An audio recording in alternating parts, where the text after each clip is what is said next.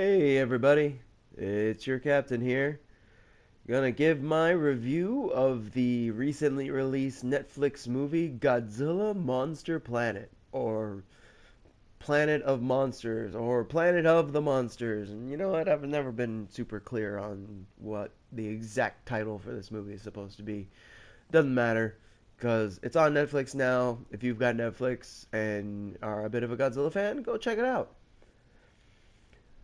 I will say right off the bat that I enjoyed this movie, but not as much as I was hoping to enjoy this movie.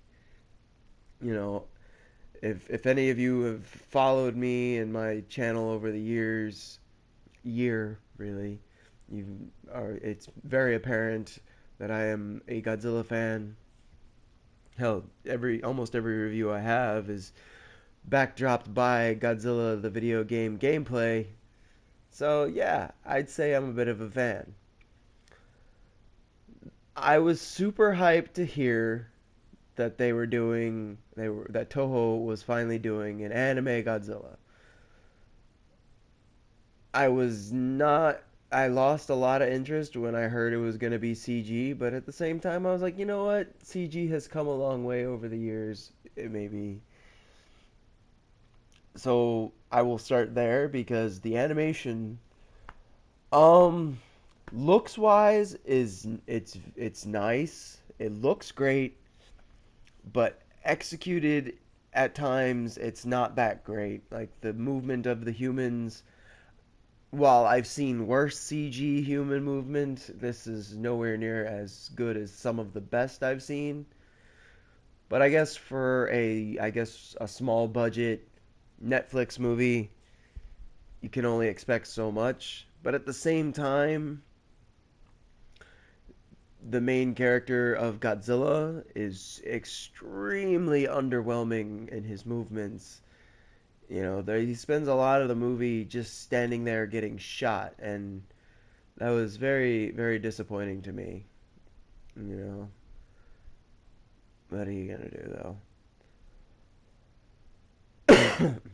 Sorry. Character wise, plot wise, all that other stuff.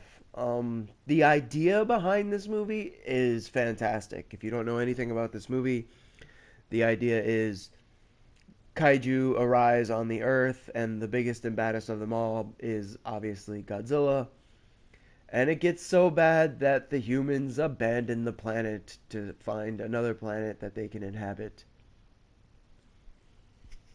And they travel through space for 22 years before they finally decide, you know what, let's go back home and take our planet back. And because science and space travel is wonky and whatnot, they may have been gone 22 years, but 20,000 years has passed on Earth, whatever, so things have drastically changed. But they come back and Godzilla's there and they try to find a way to stop him and all this other stuff. And I want to say this movie's biggest fault, it's not the animation, it's not any of that. It's that it's trying to world build way too fast. It is not focusing on itself and focusing, or it's giving too much attention to, hey, this is only a part 1, more is coming, and not, hey, this is a complete story, and if you like it, we're going to give you more, and here are some Easter eggs as to what might happen. That's something I think Marvel has executed perfectly over the years, where the main focus of each movie is on the movie itself, and they just kind of sprinkle in the Easter eggs. But it kind of feels like the movie is just trying to end itself. Like, all right, we need to do this. All right, let's do that. We need to do this. Let's do that. Like, it's to the point now where the two standout characters in the movie are Godzilla, and that's saying a lot because he's extremely underwhelming. Like, I love his design. Don't get me wrong.